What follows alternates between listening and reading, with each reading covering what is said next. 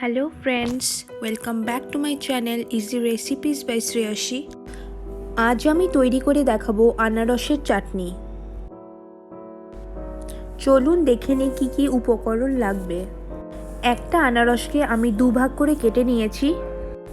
লাগবে 1 চামচ 5 ফোড়ন, একটা শুকনো লঙ্কা, 50 গ্রাম ভাঙা কাজু,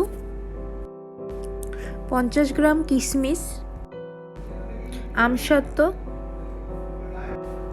1 চামচ লেবুর রস, গার্নিশিংয়ের জন্য দেব বেদানা। চলুন দেখে নিই আমি আনারসটিকে কিভাবে কুড়োচ্ছি। আমি একটি চামচের সাহায্যে এরকমভাবে কুড়িয়ে নিচ্ছি। এই পদ্ধতিতে শাঁস আর রসও ভালো করে বেরোবে এবং মাঝের অংশটাকেও ফেলে দেওয়া যাবে।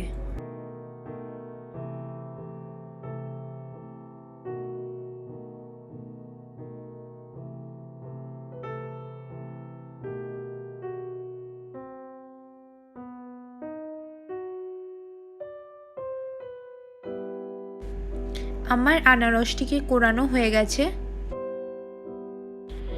এবার একটা কড়াইতে অল্প সয়াবিন তেল নিয়ে নেব।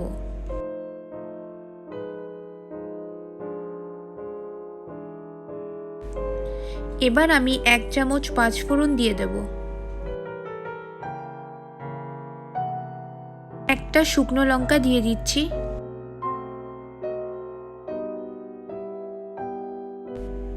এবার আমি কুড়িয়ে রাখা আনারসটিকে কড়াইতে দিয়ে দিচ্ছি। আমরা এটাকে ততক্ষণ জাল দেব যতক্ষণ এটা ঘন না হয়ে যায়।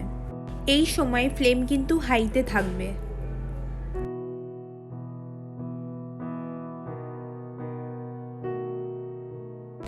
এবার আমি সামান্য পরিমাণে জল দিয়ে দিচ্ছি।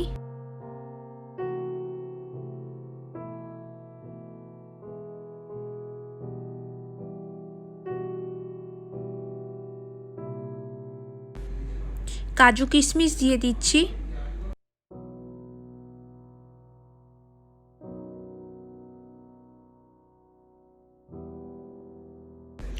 এবার চিনি দিয়ে দিচ্ছি।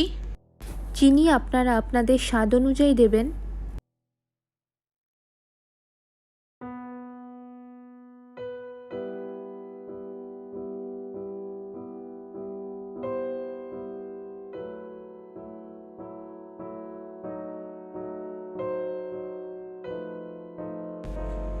এবার আমি আমসত্ত্ব দিয়ে দিচ্ছি।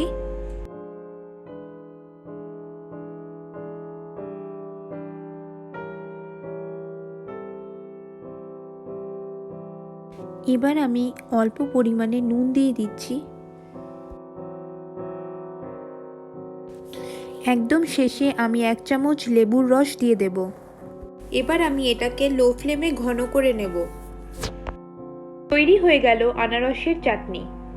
খুবই অল্প সময় আপনারা এই চাটনি তৈরি করে নিতে পারবেন। যদি আমার এই রেসিপিটাকে ভালো লাগে তাহলে প্লিজ লাইক, শেয়ার আর সাবস্ক্রাইব করবেন।